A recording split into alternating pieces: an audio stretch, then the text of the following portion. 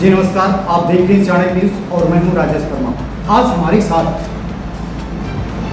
जिला कांग्रेस के पूर्व अध्यक्ष श्री अवनीश कुमार सिंह जी हैं। आज मैं इनसे घोसी लोकसभा की चुनावी यात्रा के बारे में कुछ विस्तृत जानकारी लेना चाहूँगा। श्रीमान जी, चाणक्य न्यूज में आपका स्वागत है। बहुत बहुत धन्यवाद महोदय। आज घोसी लोकसभा से और 2024 का लोकसभा चुनाव क्या देखते हैं? इंडिया गठबंधन और एनडीए के बीच मुकाबला किस रूप में आप इसे देख रहे हैं? 2024 का जो चुनाव है, इस चुनाव में लोग परिवर्तन चाहते हैं। 10 वर्ष के मोदी के शासनकाल से लोग त्रस्त हो गए हैं। किसान बेहाल है। इन्होंने वादा किया था किसानों की आय दुनी करेंगे, उसमें विफल रहे। 2 करोड़ रोजगार देने का वादा किया, उसमें विफल रहे। यही नहीं, जो व्यक्ति सरकार के खिलाफ अपनी आवाज उठाता है, कहीं ईडी जांच कराई जाती है, कहीं उस पर बुलडोजर चलवाए जाते हैं। जो लोकतंत्र विरोधी सरकार है, आम जनमानस ने निर्णय कर लिया है इस सत्ता को बदलना जरूरी है और सत्ता परिवर्तन हो रहा है। जो इनका नारा है 400 पार का, तो खिलाफ होता जा रहा है कि 400 हार रहे हैं। और विपक्ष इतने फेस के चुनाव हुए हैं, उसमें जनता का रुख सरकार विरोधी रुक रहा है और इंडिया गठबंधन की सरकार दिल्ली में बदली जा रही है। आज तक 6 फेज के चुनाव हो चुके हैं और वोटिंग प्रतिशत काफी नीचे रहा है पहले के मुकाबले में। क्या मानते हैं, वोटिंग प्रतिशत का कम होना क्या कारण हो सकता है? नहीं, वोटिंग प्रतिशत बहुत कम नहीं रहा है। 2019 और 2014 के अनुपात में लगभग बराबर है, कहीं अधिक है कहीं कम है। जो जहाँ बहुत कम हुआ है, देखिए बहुत कड़ाके की धूप है, इसलिए कुछ घर की महिलाएं नहीं निकल सकी। लेकिन फिलहाल जो औसत है वोट बहुत कम नहीं माना जाएगा। भारत के जितने चुनाव हुए विधानसभाओं के, लोकसभा के, सभी चुनावों की स्थिति यही रही है, ताकि कोई बहुत कम नहीं माना जा सकता। घोसी लोकसभा में इस समय प्रमुख रूप से हम माने तो 3 प्रत्याशी चुनाव मैदान में हैं और यहाँ पर हमको दिख रहा है त्रिकोणात्मक। बसपा से बालकृष्ण चौहान और इंडिया गठबंधन सपा का प्रतिनिधित्व कर रहे हैं श्री राजीव राय जी और एनडीए से अरविंद राजभर। किसको सफल मान रहा है? देखिए, राजीव राय जी 2014 से लगातार 10 वर्षों से जनता की सेवा कर रहे हैं। कोरोना काल में उन्होंने बहुत मेहनत किया और कांग्रेस पार्टी ने अपना समर्थन घोसी में समाजवादी पार्टी को दिया, समाजवादी को समर्थन दिया। उनके समर्थन देने से, कांग्रेस पार्टी के समर्थन देने से यहाँ स्थिति सपा की काफ़ी मजबूत हो गई। घोसी जो उपचुनाव था, उस उपचुनाव में हमारी पार्टी ने सपा को समर्थन दिया और सपा समर्थित उम्मीदवार सुधार से चुनाव जीते। देखिए, जो देश की स्थिति है, मोदी सरकार गरीबों का कर्जा नहीं माफ कर रही, किसानों का नहीं माफ कर रही है। देश के बड़े पूंजीपतियों का 16 लाख करोड़ रुपए कर्जा माफ कर दिया। पूंजीपतियों का, इसमें देश के सबसे बड़े खरबपति। इन सब बिंदुओं को लेकर कांग्रेस ने विकल्प बनाया कि हम गठबंधन के साथ करेंगे और आम जनमानस को इस सरकार की नाकामियों को बताएंगे। जो सिलेंडर हमारे सरकार में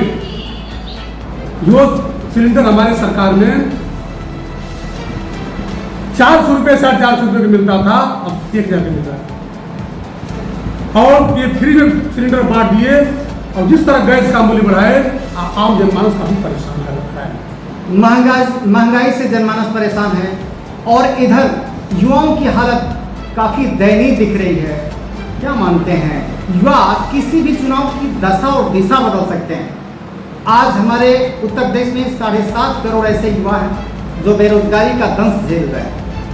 क्या कहना चाहेंगे इन युवाओं के बारे में?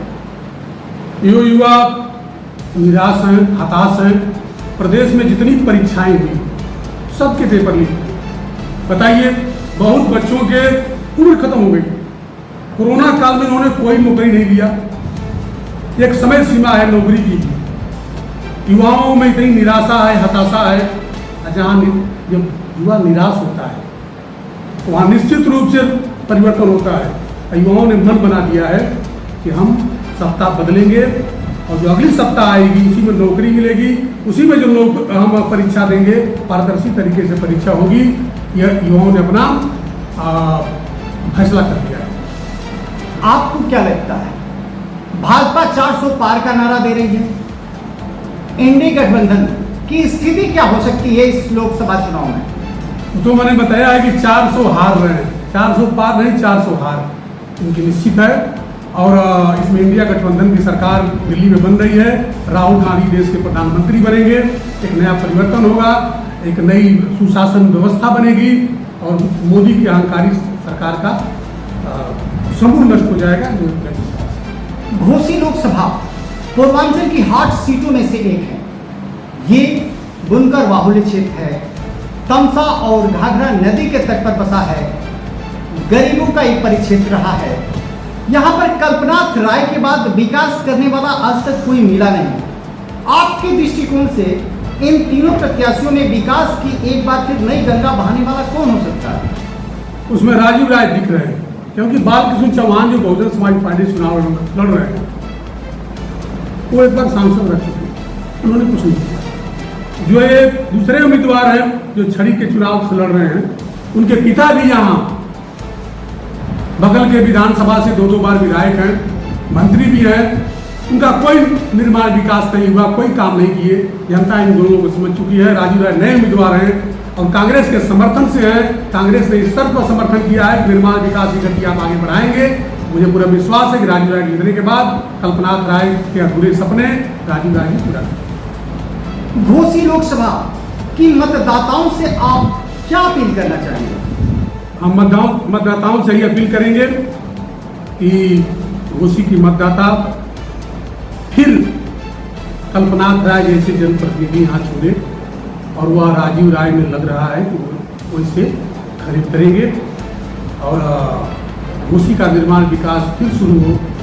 हम यही अपील करेंगे कि 1 तारीख को साइकिल के चुनाव चिन्ह पर वोट देकर भारी मतों से राजीव राय को आप विजयी बनाइए।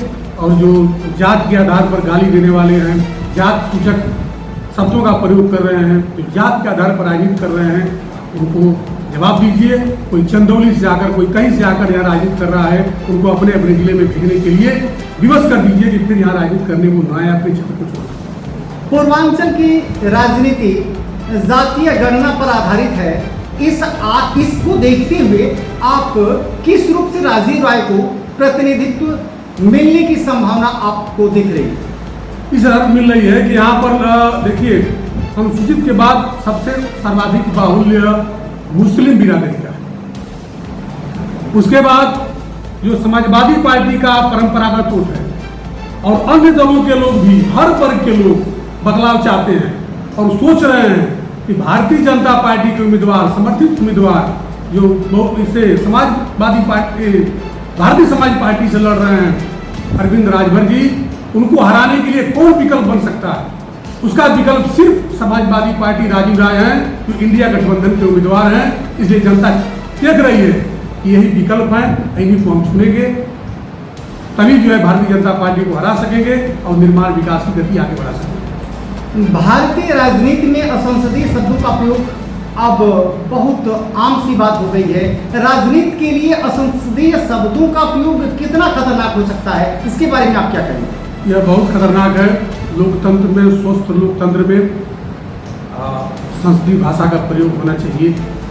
विरोध होता है, देखिए मतभेद होता है, मनभेद नहीं होना चाहिए। इसलिए राजनीति में अमर्यादित शब्द का जो राजनीतिक दल प्रयोग करता है वो अपने आप धीरे धीरे समाप्त हो जाता है। आप देख रहे हैं किसी का नाम लिए बिना जो राजनीतिक दल ऐसा काम किए वो अब स्वयं समाप्त हो गए। इसलिए संसदीय भाषा का, सज्जनता का, एक दूसरे से मृदुभाषी व्यवहार रखने का विशेष महत्व राजनीति में माना जाता है।